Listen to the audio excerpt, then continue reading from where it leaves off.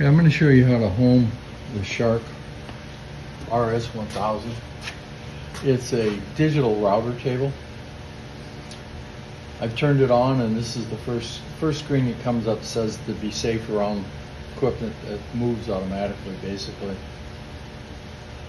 This system is a new digital router system that is, once you learn it, it's pretty easy to do. You have to set, when you turn it on, you have to set your zero reference. In other words, zero for this is this bit all the way flush with the top of this table, and this fence either zeroed at the back of the bit, in the center of the bit, or in the front of the bit, and that varies on the applications you're using. So what I'm going to do now is lower my lift. And if you notice it says fast right there, I like to move that down to medium because it moves fast enough on medium. Just get it below the surface. This touch plate is plugged in, so I'm going to go to my apps and I'm going to go to my calibration. See it right there? So calibration, I press to run calibration. I'm going to run my bit calibration first. And hit the right button. And then I hit press to run. And what will happen is, this app requires the touch plate and accessories we plugged in, which we have. This is our control button. I'll show you how to use that on the next homing procedure. This is verify the bit is entered into the system. Top of the bit must be below, and we did that before we started. This is asking you to confirm that everything is hooked up right. And what I did is, this touch plate has two parts. It's got a magnetic portion that's underneath the table right now, and it's attached to the collet, not on this bit.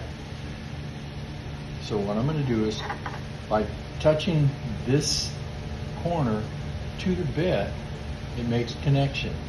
And you can see it screens turns red. And it says, okay, that verifies that it works. Push your OK button, and it'll raise that up till it touches it. And when it touches it, it takes it back down.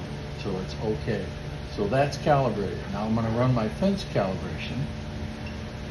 And to do that, what happens is I need to raise the bit. It's saying for this app, you have to have your touch plate on there, and we do.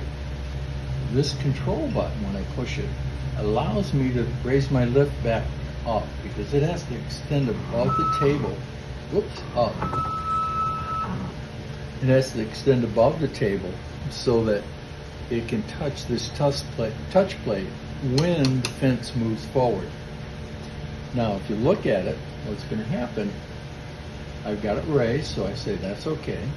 Confirm the proper touch plate connection, which means that I need to move this over and see if the screen turns red again. It does, so we still have a connection. So then I hit OK, and what will happen is the fence will come forward till it touches that bit. This bit is uniform size all the way around. It's a 1/4 inch bit on a 1/4 inch shank.